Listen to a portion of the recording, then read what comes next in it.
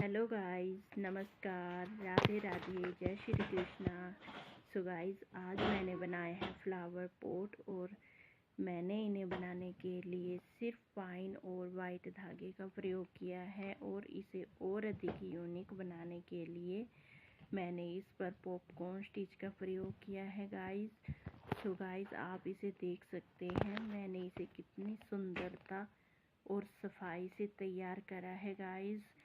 और ये प्रोडक्ट बिल्कुल हैंडमेड है और ये बिल्कुल ही नेचुरल है और ये आसानी से भी टूटने वाला प्रोडक्ट नहीं है गाइस। अगर आप भी मेरी तरह फ्लावर पॉट बनाना चाहते हैं गाइस, तो किसी भी स्टिच का प्रयोग कर सकते हैं और किसी भी धागे का प्रयोग कर सकते हैं।